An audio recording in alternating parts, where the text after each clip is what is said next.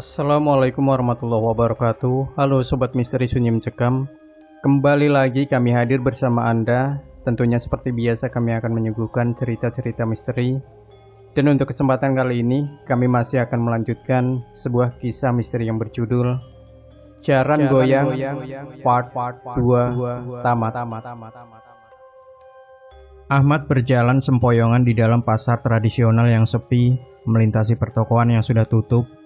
Suasana pasar itu remang, hanya ada beberapa lampu 5 watt yang menyinari. Kawanan kucing kampung berlarian kabur karena terusik oleh langkah Ahmad yang tidak teratur. Lengan kanannya menggenggam sebotol bir, wajahnya kumal, rambutnya gondrong berantakan. Kaos hijau polos yang ia pakai mengeluarkan bau apek yang pastinya membuat siapapun akan mual kalau menciumnya. Celana yang Ahmad pakai juga tidak kalah baunya. Itu celana kolor berlambang Juventus yang sudah 1 minggu tidak dicuci. Tidak ada yang baru dari pakaiannya, kecuali sendal jepit yang tadi siang baru ia curi dari masjid. Ahmad baru selesai main judi, ia kalah telak, bahkan berhutang 1 juta pada rekannya. Uang hasil mencopet tadi siang ludes, digunakan untuk berjudi dan beli bir. Pada awal permainan, Ahmad selalu menang, namun semakin lama dia malah semakin kalah. Ahmad muntah terlalu banyak bir yang ia minum. Dari kejauhan, terdengar sayup langkah gerombolan orang tergesa mendekat ke arah Ahmad. Ia menoleh ke belakang, kemudian menggelengkan kepala. Sialan, gumamnya dalam hati. Sebelum beranjak dari karpet judi, Ahmad sempat-sempatnya mencuri uang milik bandar. Itu dia, teriak salah seorang dari mereka. Mereka berlari menghampiri Ahmad. Ada 5 orang, masing-masing membawa senjata untuk menghajar si Ahmad. Mereka membawa kayu dan botol bir. Ahmad berusaha lari, tapi langkahnya sempoyongan, lantas ambruk begitu saja. Lelaki yang kepalanya botak plontos dan berjaket hitam menjadi orang pertama yang memukul Ahmad dengan botol hingga pecah. Kepala Ahmad berdarah, ia terkapar tidak berdaya. Melihat Ahmad masih sadar, mereka langsung memukulinya dengan kayu hingga berdebam-debam. Ahmad berteriak kesakitan, meminta tolong, tapi tidak ada yang mendengarnya, kecuali kawanan kucing yang sama sekali tidak peduli. Wajahnya bonyok, kaki dan tangannya memar, ia memuntahkan darah kental. Mampus kau bajingan, kata salah seorang dari mereka. Setelah dirasa puas, mereka meninggalkan Ahmad yang tergolek tidak berdaya di depan emper toko kelontong. Napasnya terengah-engah, wajahnya tak berupa, penuh pinjolan dan luka memar, bibirnya berdarah. Ahmad yang malang, setelah 2 tahun bebas dari penjara, ia tidak punya siapa-siapa lagi. Ibunya sudah meninggal, rumah di kampung ia jual untuk biaya hidupnya di kota. Niatnya ingin memulai hidup baru, tapi ia tak kunjung dapat pekerjaan hingga menjadi gelandangan seperti itu. Keesokan paginya, seseorang mengguyur wajah Ahmad. Seorang mak-mak penjual ikan marah-marah karena banyak darah tercecer di lapaknya. Woi, bangun gak kamu? Woi. Ahmad membuka kelopak matanya yang terasa berat. Kepalanya sangat sakit. Sekujur tubuhnya tidak dapat digerakkan. 2 orang lelaki yang juga pedagang di pasar itu menggotong paksa tubuh Ahmad, bukan untuk dibawa ke rumah sakit atau dilaporkan ke polisi. Mereka seperti membuang sampah saja. Tubuh Ahmad diletakkan di halaman belakang pasar yang biasa menjadi tempat pembuangan sampah. Hal itu sudah biasa dilakukan. Banyak orang yang mabuk lalu berkelahi di pasar itu saat malam. Paginya para penjual di pasar itu akan membuangnya di tempat sampah. Ahmad tidak sanggup bangun, ia malah tidur pulas. Sorenya Ahmad kembali tersadar, tubuhnya mulai bisa dipaksakan berdiri, tangannya perlahan meraba-raba kantong celana, seakan sedang memeriksa sesuatu yang sangat berharga. Sebuah foto dikeluarkan dari kantong, itu foto Mila. Ahmad tersenyum. Untungnya foto Mila masih ada. Lelaki malang itu sangat rindu pada Mila. Setelah ia keluar dari penjara, hal pertama yang ia lakukan saat itu adalah pergi ke Gunung Kawi untuk mencari istrinya. Namun, Mila tidak ada di sana, dan Ahmad baru menyadari kenapa ia terlalu bodoh sampai-sampai bisa percaya pada sebuah mimpi. Ahmad menarik nafas, ia membersihkan serpihan sampah yang menempel di bajunya. Entah hari ini dia mau kemana, langkahnya masih tertatih-tatih. Baru 5 kali melangkah, tubuhnya ambruk lagi. Tidak ada satu orang pun yang peduli pada gelandangan sepertinya. Ahmad coba bangkit lagi. Dan saat itu juga matanya yang masih bonyok melihat sesosok wanita yang mirip dengan Mila. Wanita itu sedang membeli sayuran di pedagang kaki 5. Ahmad terkejut. Dari pandangan Ahmad, jelas sekali wanita itu adalah Mila. "Istriku," desis Ahmad. Kaki yang terasa sakit ia paksakan untuk melangkah menghampiri perempuan yang mirip dengan istrinya. Sambil tertatih, Ahmad mendekati perempuan itu. Dan benar saja, itu memang Mila, istrinya yang selama ini ia cari-cari. Ahmad tidak langsung menyapanya, sedangkan Mila yang terlihat sudah semakin tua, masih sibuk memilih sayuran yang akan ia beli. Air mata Ahmad menetes, ia terharu bisa menemukan istrinya lagi. "Mila?" Perempuan itu menoleh pada Ahmad. "Iya, siapa ya?" Anehnya, Mila tidak lagi mengenali Ahmad. "Aku Ahmad, suamimu." Mila mengerutkan kening, ia menganggap kalau lelaki di hadapannya adalah orang gila. Saya nggak kenal sama kamu." Buru-buru Mila mengambil belanjaannya dan beranjak pergi, ia ketakutan. "Mila, tunggu Mil, ini aku Ahmad, suami kamu." Mila tidak menoleh, dia tetap berjalan dengan tergesa-gesa. Punggungnya hilang di antara lalu lalang orang. Ahmad mencoba untuk mengejarnya, namun tidak berhasil. Tubuhnya malah ambruk. Orang pasar kembali menggotongnya keluar. Sementara Mila terus berjalan tanpa menoleh, ia berbelok ke kanan, tempat para penjual daging ayam. Di sana ia melihat Daru, suaminya. Buru-buru Mila menghampiri Daru. Wajah Mila ketakutan. "Kamu kenapa?" Lelaki yang rambutnya mulai beruban itu menyentuh kedua pundak Mila. "Ada orang gila ngejar aku tadi." Nafas Mila ngos-ngosan. "Mana?" Daru melongo ke kerumunan orang. Tidak ada orang gila di sana. "Tadi dia ngaku-ngaku kalau dia itu suami aku." Mendengar pernyataan Mila, seketika saja dada Daru seolah ditendang. Ia teringat perkataan Pak Parman, mertuanya. Pak Parman mengingatkan Daru tentang Ahmad yang pernah menjadi suami Mila. Dan Daru yakin itu orang gila yang Mila maksud adalah si Ahmad. "Dia di mana?" Mila menunjuk ke arah kiri. "Tadi aku lihat di dekat tukang sayur." "Ya sudah, ayo kita pulang saja." Mereka meninggalkan pasar itu. Sesekali Daru menoleh ke belakang untuk memastikan keberadaan Ahmad. Daru takut kalau Ahmad mengganggu rumah tangganya. Ia sudah memprediksi itu. Suatu saat si Ahmad pasti datang kembali untuk menemui Mila. Ia tidak akan membiarkan lelaki itu mengusik rumah tangganya. Maka malam itu juga Daru memburu dan menghabisi Ahmad. Ahmad malam itu tengah terbaring di kolong jembatan yang tidak jauh dari pasar tradisional. Perutnya lapar, dari pagi dia belum makan. Tiba-tiba meloncat 3 orang lelaki berbadan besar, membuat Ahmad kaget dan terbangun. Matanya masih terasa sakit. Seorang lelaki berambut gondrong mengangkat tubuh kurus Ahmad. "Ada apa ini?" tanya Ahmad ketakutan. Tanpa basa-basi lagi Ahmad dipukuli, wajahnya ditonjok dengan kepalan tangan bercincin batu akik, membuat Ahmad muntah darah. Perutnya ditendang, satu orang lainnya mematahkan kaki Ahmad. Ia berteriak minta ampun, tapi tidak ada ampun baginya. Daru mengawasinya dari atas. Ia menyorot wajah Ahmad yang sudah babak belur dengan sebuah senter. "Apa salahku bangsat? Siapa kau?" Ahmad berteriak sambil mendongak ke arah Daru. Suara lalu lalang mobil membuat Daru harus mengeraskan suaranya. "Ahmad, aku kira kau sudah mati membusuk di penjara." Kedua tangan Ahmad dicengkram kuat oleh 2 orang lelaki.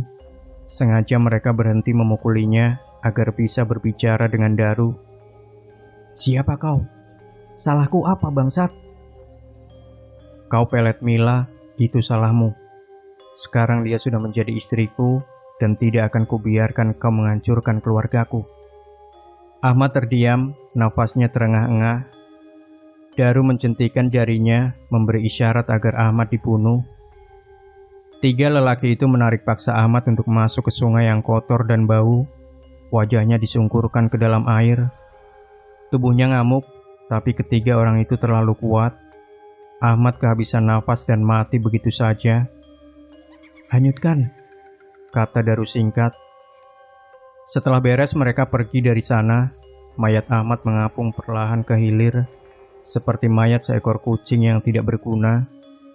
Orang-orang di pinggiran sungai yang sedang berpacaran tidak menyadari kalau ada mayat yang mengapung melintasi mereka. Jauh dari tempat pembunuhannya, mayat Ahmad tersangkut sebuah pohon tua. Mayat Ahmad tersangkut sebuah dahan pohon tua. Mayat itu tertahan di sana. Seorang gelandangan membuka resleting celananya. Ia hendak kencing di atas pondasi sungai. Tubuhnya bergidik setelah selesai mengeluarkan air kencingnya. Sebelum ia beranjak pergi, matanya sempat menangkap sesuatu yang aneh di permukaan sungai. Ia memicingkan mata, memastikan benda apa yang sedang mengapung di sana. Merasa penasaran, lelaki kurus kering itu turun dari atas fondasi. Kakinya sempat tersandung batu, ia meringis kesakitan. Pelan-pelan, lelaki itu mendekat ke tepi sungai dan terkejut. Itu ternyata mayat, dan tidak lain adalah mayat Ahmad. Lelaki itu menelan ludahnya sendiri, kemudian lari terbirit-birit untuk mencari bantuan. Anehnya, saat ia berhasil membawa gerombolan orang untuk mengangkat jenazah, tiba-tiba mayat Ahmad menghilang entah kemana. Mereka memarahi gelandangan itu, menganggap kalau ia sudah gila.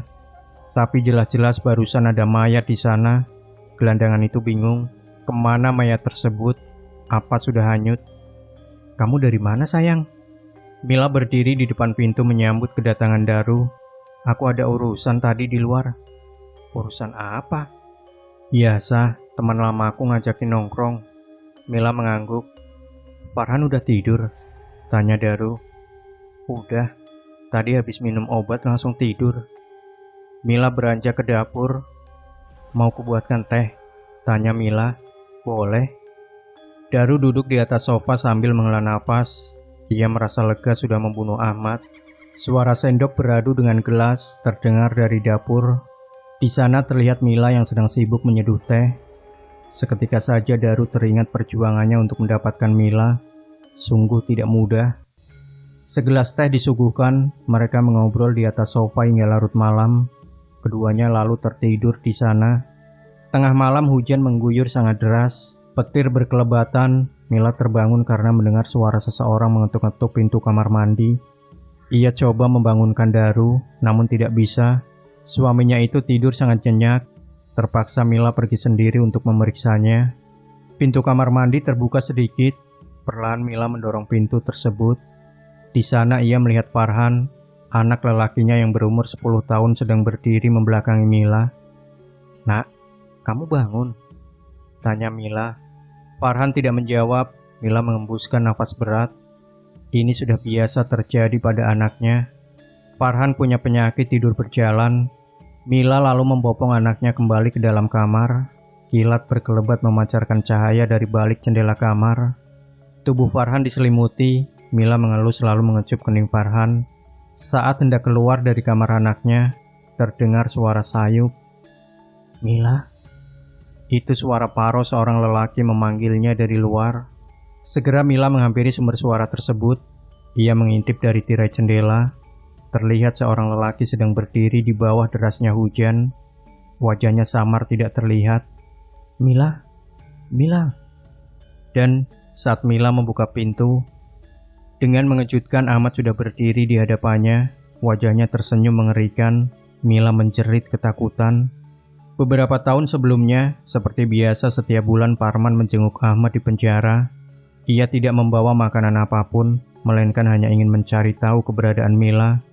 Parman yakin kalau Ahmad membunuh Mila dan mayatnya disembunyikan di suatu tempat. Mereka berdua duduk di ruang jenguk. Siang itu penjara sedang ramai pengunjung. Para penjaga berdiri di setiap sudut. Ada juga yang berkeliling memastikan tidak ada hal yang mencurigakan. Parman menatap tajam wajah Ahmad. "Di mana kau sembunyikan Mila?" "Sudah berkali-kali saya bilang ke Bapak kalau saya tidak menyembunyikan Mila, Pak. Tapi saya yakin dia ada di Gunung Kawi." Jawaban yang sama seperti bulan-bulan sebelumnya. Kali ini Parman coba untuk bersabar. Ia menahan emosinya. "Baiklah, Gunung Kawi. Apakah ada ritual yang harus aku lakukan?" tanya Parman. "Ada, Pak," jawab Ahmad. "Apa?" "Cari bantuan orang pintar." Ahmad menunduk ketakutan. Ia biasa dihajar oleh Parman. Tanpa pamit, Parman beranjak dari ruang jenguk. Ia akan mencari orang pintar untuk menemukan Mila. Parman berangkat ke Jawa Timur menggunakan mobil MPV pribadi miliknya. Ia tidak seorang diri. Ada 2 orang temannya yang ikut membantu Parman. Mereka adalah Mufti dan Wildan. Merekalah yang memberitahu kalau di Gunung Kawi ada seorang dukun sakti yang bisa membantu Parman. Itu perjalanan yang sangat jauh. Parman benar-benar ingin membuktikan omongan Ahmad. Sayangnya, sebelum tiba di Jawa Timur, mereka kemalaman di jalan. Sepanjang perjalanan mereka bergantian mengemudikan mobil. Langit sudah gelap ketika mereka keluar dari jalan tol. Kebetulan bagian Mufti yang mengemudikan mobil, sementara Parman sudah mendengkur di kursi belakang. Beberapa saat kemudian, mobil mereka memasuki perkebunan pinus. Jalanan lengang, jarang sekali ada mobil yang berpapasan dengan mereka. Mufti melirik GPS, lalu mengangguk. Jalan yang ambil sudah benar. Gunung Kawi hanya tinggal 1 jam lagi dari sana. Parman tergeraga bangun, ia mengusap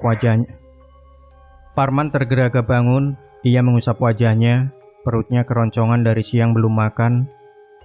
Dilihatnya dari balik kaca mobil, pohon-pohon pinus berjejer rapi. Ia berdecak kesal.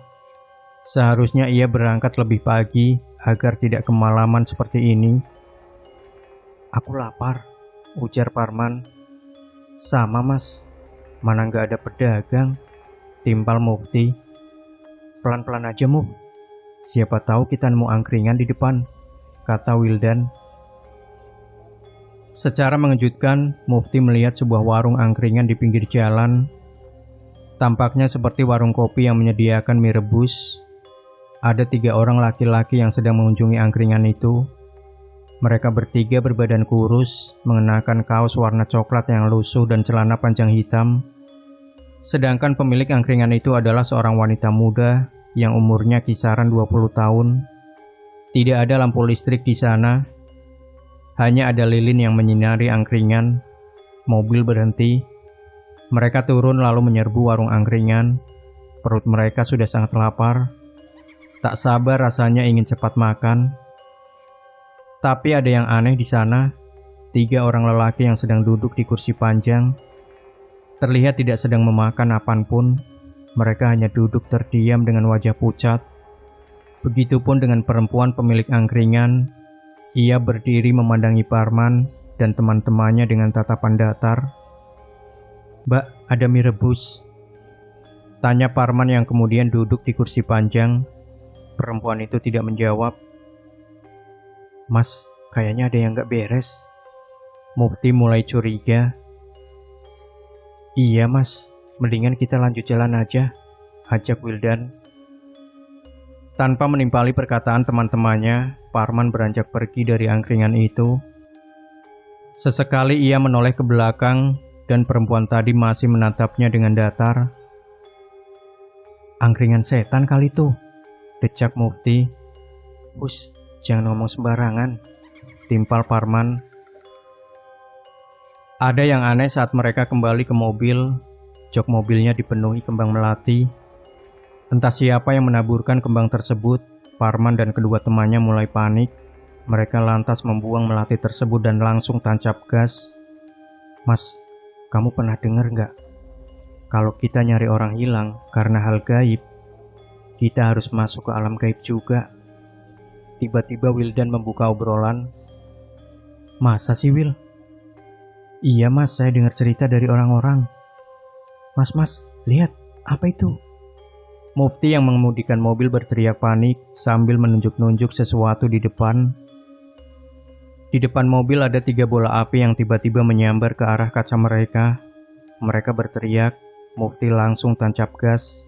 Ia semakin mempercepat laju mobilnya.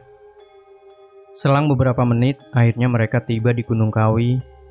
Mufti dan Wildan langsung membawa Parman ke Mbah Karyo, seorang dukun sakti. Mereka disambut dengan ramah oleh Mbah Karyo. Rumahnya sangat sederhana. Dindingnya terbuat dari kayu dan lantainya di semen. Tidak ada sofa di rumah itu. Mbah Karyo menggelar tikar dan mempersilahkan mereka duduk di atasnya. Dari pintu dapur muncul Mbok Ibah, istri Mbah Karyo yang sudah bungkuk. Langkahnya pelan dan patah-patah. Ia membawa teko kecil berisi air putih dan beberapa gelas bermotif bunga di atas nampan. "Mari, diminum dulu airnya," kata Mbok Ibah dengan logat Jawa yang kental. Ketiga lelaki itu mengangguk ramah. "Jadi maksud kedatangan kami kemari untuk meminta bantuan Mbah Karyo. Ini teman saya namanya Mas Parman, Mbah. Anaknya korban ilmu pelet dan sekarang menghilang," jelas Mufti. Mbah Karyo menghisap rokok kreteknya. Asap mengepul memenuhi wajahnya yang sudah keriput. "Anakmu masih hidup," kata Mbah Karyo singkat. "Iya, Mbah, kata orang yang pelet anak saya. Sekarang anak saya ada di Gunung Kawi." "Sebentar." Mbah Karyo memejamkan mata, telunjuknya ditempelkan di kening. "Dia ada di alam gaib. Ada dukun yang menumbalkannya." "Lalu saya harus bagaimana, Mbah?" "Kau harus menjemputnya ke alam gaib." Tepat jam 2 dini hari, Parman melakukan ritual mandi kembang untuk masuk ke alam gaib.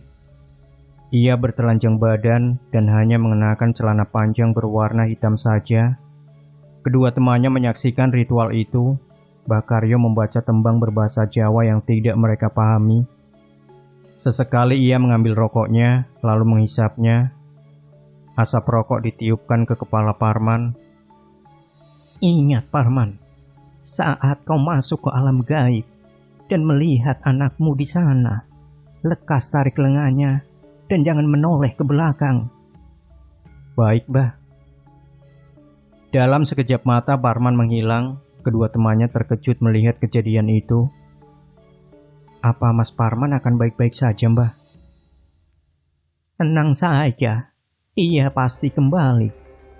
Aku akan bantu dari sini." Di alam gaib, Parman mendapati dirinya sedang berdiri di sebuah pasar. Pasar tersebut dijejali orang-orang yang berpakaian seperti pada zaman kerajaan. Perempuannya mengenakan kain batik yang dijadikan tape, semacam rok. Mereka juga mengenakan baju kebaya jadul. Sementara itu, para lelaki menggunakan belangkon dan celana cingkrang warna hitam. Sebagian dari mereka mengenakan baju, tapi ada juga yang bertelanjang badan dan hanya mengenakan celana saja. Mereka semua nyeker alias tanpa alas kaki. Parman celingukan, apakah ini alam gaib? Kenapa ramai sekali? Hatinya bertanya-tanya. Parman melangkah menuju kerumunan orang. Di sekelilingnya, orang-orang sibuk bertransaksi. Ada yang membeli buah-buahan juga sayuran. Tapi Parman tidak melihat ada anak-anak di sana. Tak lama kemudian, terdengar suara gamelan ditabuh. Ada iring-iringan manusia muncul di tengah keramaian pasar. Mereka menggotong sebuah saung kecil. Di saung itu ada seorang gadis cantik sedang duduk dengan tenang menyaksikan suasana pasar. Parman terkejut, sebab apa yang dia lihat tidak lain adalah Mila, anaknya sendiri. Mila didandani seperti pengantin Jawa, tapi tatapannya kosong dengan senyum tipis di bibir. Sesekali ia mengangguk saat orang melemparinya dengan bunga. "Mila!" Parman menghampiri arak-arakan itu. Pakaian Mila seperti pengantin yang hendak melangsungkan pernikahan. Orang-orang pasar terlihat bahagia menyambut kedatangannya. Mereka sesekali melemparkan bunga melati ke arah saung kecil yang ditumpangi Mila. Parman terus merangsek. Ia memaksa tubuhnya untuk menerobos pagar para lelaki yang mengawal arak-arakan. "Mila, ini Papa," teriak Parman dari bawah saung. Tubuhnya dihadang 3 lelaki berkulit hitam. "Mila!" Parman terus berusaha memanggil putrinya, tapi tetap saja Mila tidak mempedulikan ayahnya. Arak-arakan itu berhenti. Mila turun dari saung lalu melangkah dengan anggun. Ia menghampiri seorang lelaki yang akan menjadi suaminya. Lalu digenggamnya tangan Mila oleh lelaki itu sembari tersenyum. Ia kemudian membawa Mila melangkah ke pelaminan. Parman dengan sisa tenaganya berlari menerobos kerumunan orang-orang di sana. Ia berhasil meraih anaknya. Ia lalu membopong dan membawanya pergi menjauh dari acara pernikahan gaib tersebut. Seperti apa yang dikatakan oleh Mbah Karyo, jangan pernah menoleh ke belakang dan teruslah lari menjauh. Mila yang ada dalam bopongannya tidak berontak. Wajahnya datar memandangi Parman. Parman tidak mendengar suara orang-orang tadi. Sepertinya mereka tidak mengejar Parman. Tidak lama kemudian, Parman melihat ada sebuah lubang hitam yang berpusar. Tanpa pikir panjang, ia melompat ke dalam lubang tersebut. Angin berembus kencang menerpa tubuhnya. Ia merangkul Mila dengan erat. Hingga akhirnya Parman tidak sadarkan diri. Di dalam kamarnya, Mbah Karyo bertapa. Ia sedang melakukan negosiasi dengan jin penjaga Gunung Kawi. Jin itu mau membebaskan Mila, tapi dengan sebuah syarat. Kalau kelak Mila punya anak, maka anak pertamanya harus diserahkan kepada kerajaan jin Gunung Kawi. Mbah Karyo mengiyakan syarat tersebut. Ia akan menyampaikannya pada Parman. Mbah Karyo kemudian bangkit dari duduk bersila. Di hadapannya terbaring tubuh Mila dan Parman yang sama-sama tidak sadarkan diri. Bibir Mbah Karyo bergetar merapalkan mantra. Ia kemudian meraih bunga melati dari dalam lemari kayu, lalu menaburkannya di atas tubuh mereka berdua. Keesokan harinya, Parman dan Mila bangun. Lelaki itu langsung memeluk anaknya sambil menangis. "Papa senang kamu selamat, Nak." Mila yang dipeluk diam saja, tatapannya kosong. "Papa janji tidak akan membiarkan siapapun menyakiti kamu lagi." Atas saran Mbah Karyo, Parman memandikan Mila dengan kembang melati sebelum pulang. Tujuannya agar demit yang masih menempel dalam tubuh Mila bisa pergi. Setelah selesai, Parman mohon pamit. Ia juga menyerahkan amplop berisi uang sebagai imbalan untuk Mbah Karyo. Tapi Mbah Karyo menolaknya.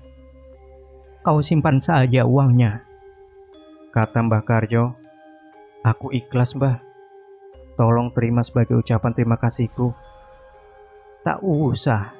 Ada satu hal yang harus kau tahu." "Apa itu, Mbah?"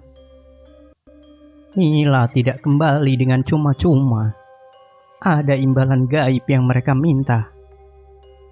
Mendengar itu Parman terkejut. Imbalan apa, Mbah?" "Kelak, kalau Mila menikah, maka anak pertamanya akan dijemput oleh jin Gunung Kawi." Parman terdiam, sementara Wildan dan Mufti terkejut mendengar imbalan itu. "Baik, Mbah." Parman tidak ada pilihan selain mengiyakannya. "Aku minta satu hal, Mbah. Kalau nanti ada seseorang yang mencari Mila di gunung ini, jangan katakan kalau Mila sudah ditemukan, Mbah. Orang yang akan mencari Mila itu adalah pelaku pelet. Dia yang menghancurkan hidup anak saya, Mbah." Mbah Karyo mengiyakan, mereka kemudian pamit. Berkali-kali Parman mengucapkan terima kasih. 1 bulan setelah Mila ditemukan, tidak ada sepatah kata pun yang keluar dari mulut Mila. Tidak ada sepatah kata pun yang keluar dari mulut Mila. Ia tidak mau bicara, seperti orang yang baru mengalami kejadian menakutkan dalam hidupnya. Setiap hari ia hanya melamun saja di dalam kamar, bahkan untuk ganti pakaian pun harus dibantu oleh ibunya. Kedua orang tua Mila pun khawatir dengan keadaan putrinya. Mereka lantas membawa Mila untuk cek ke dokter kejiwaan. Betapa terkejutnya mereka setelah mendengar penjelasan dokter kalau Mila mengalami sakit jiwa. "Sebaiknya titipkan Mila ke rumah sakit jiwa, Pak. Di sana dia akan mendapatkan terapi yang kemungkinan bisa menyembuhkan Mila," kata dokter dengan wajah prihatin.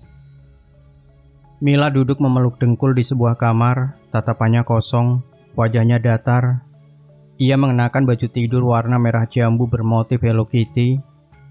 Kamar Mila dipasangi teralis besi seperti penjara.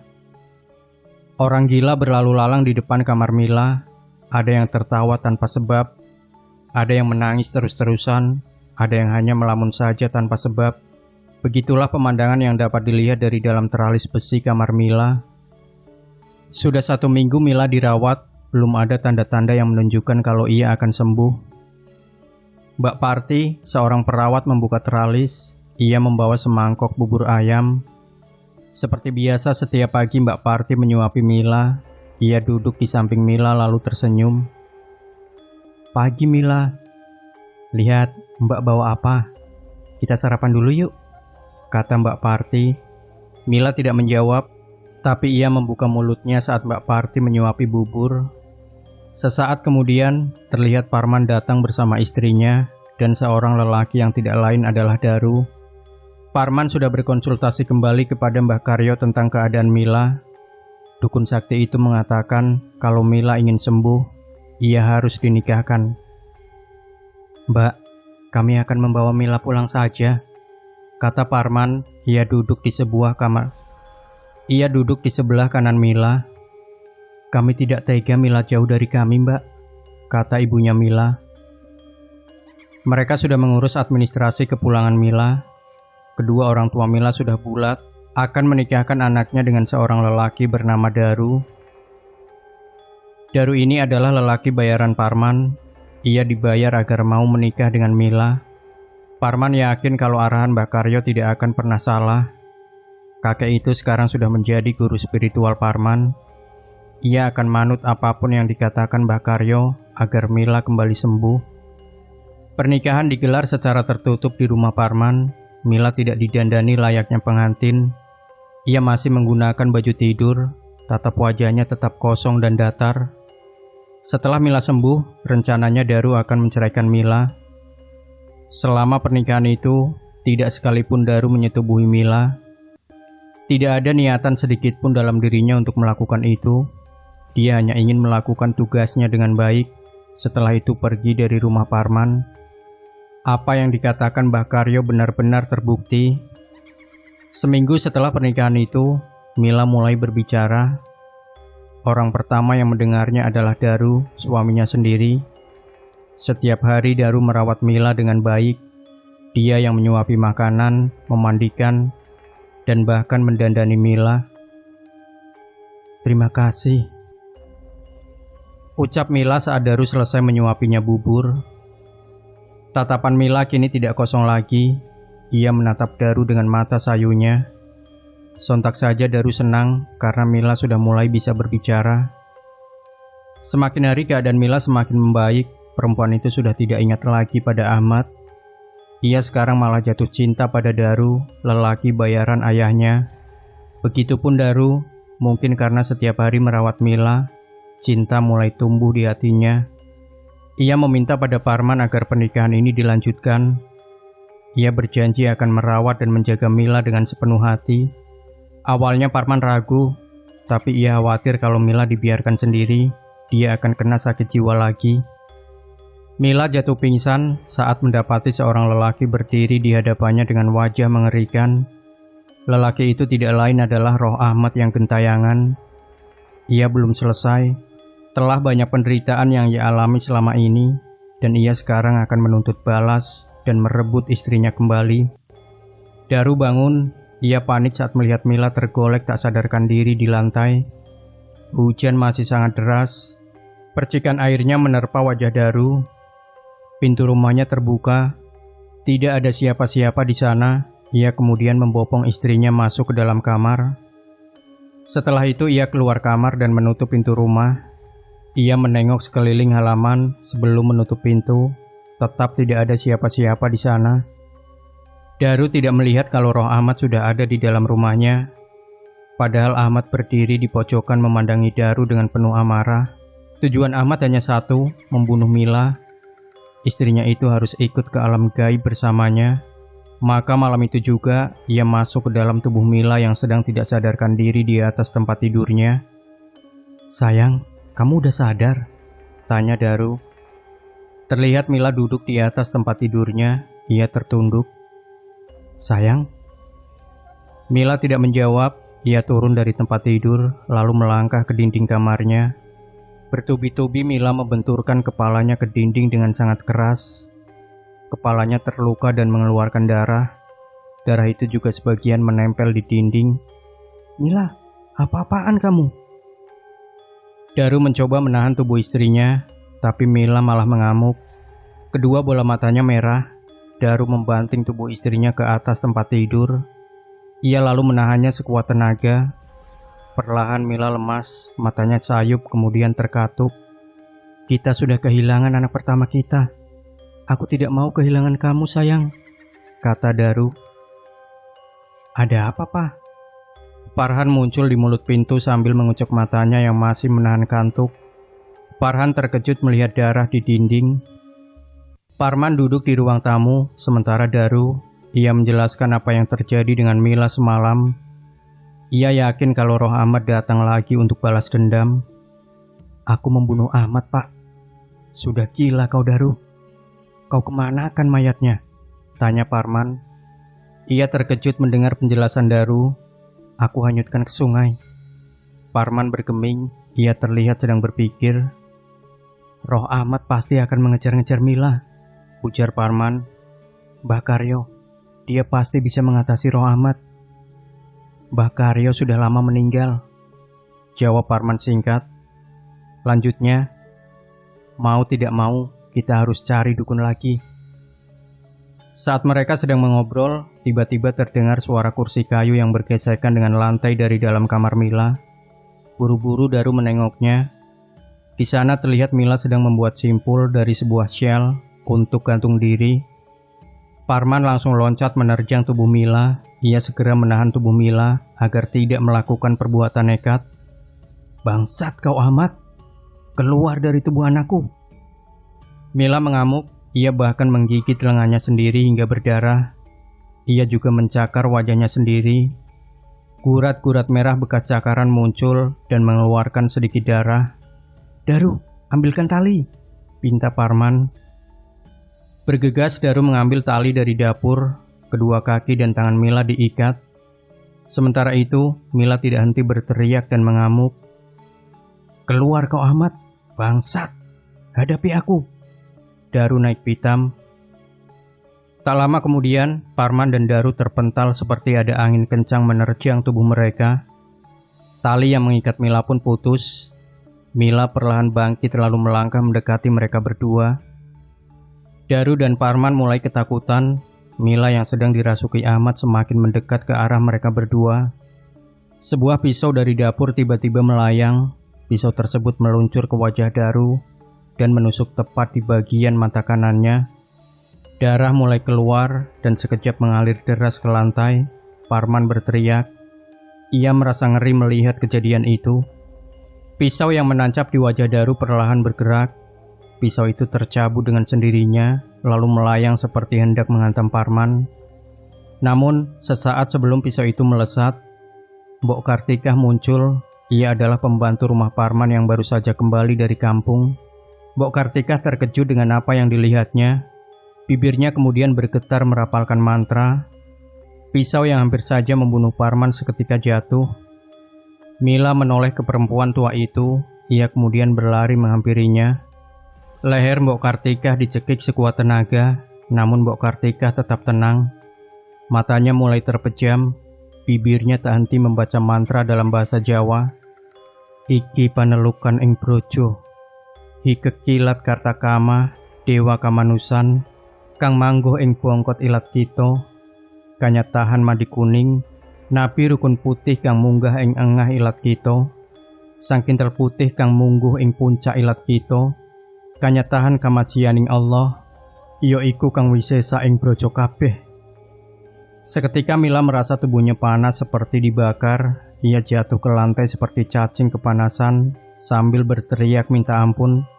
Suara yang keluar bukanlah suara Mila, melainkan suara Ahmad. Parman tidak menyangka kalau asisten rumah tangga Daru itu sakti juga. Mbok Kartikah mendekati Mila yang masih kesakitan. Telapak tangannya diletakkan di atas kening Mila. "Keluar sampean dari tubuh ini," bentaknya. "Ampun, panas, Ampun. Dengan sekali hentakan tangan, Ahmad keluar dari tubuh Mila. Tubuh Mila lunglai dan ambruk ke lantai. Ia kemudian dibopong oleh Parman ke tempat tidur. Sementara Daru tewas dengan mengenaskan. 2 hari semenjak kejadian mengerikan itu, Mila dirawat di rumah sakit. Ia terbaring tidak sadarkan diri. Selang infus dipasang di lengan kanannya. Satirah, ibunya Mila, setiap hari menangisi anaknya di tepi tempat tidur. Ia tidak menyangka begitu banyak cobaan yang dialami anaknya. Kita harus mengadakan ritual, kata Mbok Kartika yang beberapa hari ini ikut mengurus Mila. Lakukan, Mbok, asal anak saya selamat, pinta Parman. Saya bisa merasakan kalau roh Ahmad masih ada di sini. Jangan biarkan dia mengganggu anak saya lagi, Mbok, tambah Satirah. Jangan khawatir, Pak. Dengan ritual ini, roh Ahmad tidak akan pernah lagi mengganggu anak Bapak. Tapi sebelum melakukannya, saya harus mempersiapkan sesajenan terlebih dahulu. Mbok butuh apa? Nanti saya akan carikan, kata Parman. Harus saya yang menyiapkan. Ada mantra yang harus dirapalkan saat membeli sajenan itu. Parman merogoh kantong celananya. Ia mengeluarkan lembaran uang berwarna merah sejumlah 1 juta rupiah. Ia lalu menyerahkannya kepada Mbok Kartika. Ini, Mbok, silahkan cari sajenan itu. Segera lakukan ritualnya. Mbok Kartika hanya mengambil 300.000. Segini sudah cukup, Pak. Sebuah jimat yang dibungkus dengan kain berwarna hitam diserahkan pada Parman. Selipkan jimat ini di bawah bantal Mila agar ia terlindung dari roh Ahmad selama saya pergi. Parman mengangguk. Mbok, terima kasih sudah berbaik hati pada keluarga kami. Satirah menyentuh lengan Mbok. Tolong menolong memang sudah jadi kewajiban kita sebagai manusia. Mbok Kartika membalasnya dengan senyum. Kemudian ia bergegas pergi dari ruangan itu. Jimat pemberian Mbok Kartika diselipkan di bawah bantal Mila. Parman kemudian mengelus kening anaknya yang sedang tergolek tak berdaya itu. Tengah malam, Mbok Kartika belum juga datang. Parman dan Satirah tertidur di tepi ranjang Mila. Dari kolong ranjang Mila, ada darah mengalir hingga menyentuh kaki Parman. Parman terbangun karena merasa ada sesuatu yang membasahi kakinya. Dan saat ia tengok ke kolong, kedua mata Parman terbelalak. Ia terkejut dengan apa yang dilihatnya. Itu sangat mengerikan sekaligus menjijikan. Di kolong ranjang Mila ada kepala Ahmad, matanya melotot, mulutnya menganga lebar sambil mengeluarkan darah. Parman lalu mengguncangkan tubuh istrinya. Satirah bangun dengan mata yang masih terlihat mengantuk. Ada apa, Pak? Ahmad ada di kolong ranjang Mila. Hah? Satirah menengok ke kolong ranjang, tapi tidak ada siapa-siapa di sana. Mana, Pak? Gak ada kok. Napas Parman turun naik. Ia coba tengok kembali ke kolong ranjang, dan benar saja, tidak ada siapa-siapa di sana. Tadi ada kepala Ahmad dan darah di sini, mah. Papa mimpi kali. Selama ada jimat dari Mbok, Ahmad tidak akan berani ganggu Mila, Pak. Selang beberapa saat, Mbok Kartika datang. Ia membawa 1 sisir pisang mentah, kembang 7 rupa, kemenyan, telur ayam kampung dan segulung rambut wanita. Entah dari mana dia mendapatkan semua itu. Syukurlah, Mbok datang, kata Parman. Silakan, Mbok. Satirah beranjak dari tempat duduknya, maksudnya ingin memberikan tempat duduk itu pada si Mbok. Maaf harus menunggu lama. Tadi saya ngurus Farhan dulu sampai dia tidur. Saya duduk di lantai saja. Mbok Kartika meletakkan semua alat ritualnya di lantai. Oh, iya tidak apa-apa. Farhan baik-baik aja kan? Tanya Parman. Iya, tadinya dia mau ikut ke sini, tapi saya larang. Karena besok Farhan harus sekolah. Dia masih kelihatan sedih kehilangan ayahnya. Kami akan urus Farhan, Mbok. Lambat laun dia pasti mengikhlaskan kepergian ayahnya, timpal Satirah. Simbok tersenyum, ia kemudian memulai ritual. Satirah dan Parman menjauh darinya. Mereka berdiri di pojok sambil memperhatikan ritual yang dilakukan Simbok. Ia membakar kemenyan, asap mengepul, aromanya menusuk hidung. Mata Simbok terpejam, bibirnya komat kamit, ranjang Mila bergetar seperti ada sesuatu yang mengguncangkannya. Satirah ibunya Mila sempat panik dan hendak menghampiri anaknya, tapi Parman menahan. "Biarkan Mbok Kartika menyelesaikan ritualnya," bisik Parman. Walau Satirah menampakkan wajah khawatir, ia manut pada suaminya. Dari kolong ranjang Mila tiba-tiba muncul tubuh Ahmad seperti sulur-sulur mie. Tubuhnya panjang terculur hingga 2 meter. Parman menutup mata istrinya. Ia tidak mau Satirah melihat kejadian mengerikan itu. Tidak lama tubuh Ahmad seperti mencair, lalu hilang begitu saja. Simbok membuka matanya. Ia menengadahkan kedua telapak tangan ke langit. Mulutnya dibuka lebar, tangan kanannya dimasukkan ke dalam mulut, seperti sedang mencomot sesuatu. Lalu ditariknya seutas benang warna hitam dari dalam tenggorokannya. Parman terkejut melihat benang yang keluar dari mulut Mbok Kartika. Benang itu terus terculur dan putus. Panjangnya mungkin saja 1 meter. Simbok mengelap benang itu dengan ujung bajunya karena penuh dengan lendir. Ia kemudian bangkit dari duduknya, lalu memakaikan benang itu di pinggang Mila. Roh Ahmad tidak akan berani mengganggu Mila selama benang ini masih melingkar di pinggangnya, ucap Mbok Kartika sambil tersenyum. "Terima kasih banyak, Mbok. Saya akan pastikan benang itu tidak akan lepas dari pinggang Mila." Selang beberapa saat tangan Mila bergerak, matanya perlahan terbuka. Ia memaksakan tubuhnya untuk bangun. "Daru," panggil Mila. Kedua orang tuanya menangis, lalu memeluk Mila. Mereka belum siap menceritakan apa yang terjadi pada suaminya itu. 2 bulan kemudian, semua berubah. Mila sudah ikhlas dengan kepergian Daru. Roh Ahmad juga tidak pernah mendatangi Mila lagi. Tidak terpikir oleh Mila untuk menikah lagi. Ia ingin fokus mengurus anaknya, atau bahkan Mila tidak akan pernah menikah lagi dengan siapapun. Kehidupannya saat ini sudah cukup bahagia. Seperti sore itu, ia mengajak anaknya untuk piknik ke kolam renang. Kebetulan kolam renang itu sedang ramai pengunjung. Mereka datang bersama sanak keluarga, pasangan, atau bersama teman-teman. Mila hanya datang berdua dengan anaknya. Mereka asik bermain air di kolam yang dalamnya sedada Mila. Farhan berenang menggunakan balon karet. Sesekali menjauh, lalu mendekat lagi ke ibunya. "Ibu, itu apa?" Farhan menunjuk ke arah belakang Mila. Mila menoleh. Sebuah benang warna hitam mengambang di permukaan air. Ia terkejut dan panik. Dengan buru-buru ia berenang hendak meraih benang tersebut. Namun, dari dalam air wajah Ahmad yang pucat muncul. Ia tersenyum mengerikan. Ditariknya kaki Mila ke dalam air. Mila meronta-ronta. Farhan berteriak minta tolong. Sayangnya terlambat. Mila kehabisan napas. Ia tewas mengambang di permukaan kolam renang. Demikian Sobat Misteri Sunyi Mencekam. Jangan lupa tinggalkan komentar Anda, like, share video ini, subscribe channel Sunyi Mencekam, dan kembali nantikan cerita-cerita misteri terbaru dari kami. Wassalamualaikum warahmatullahi wabarakatuh.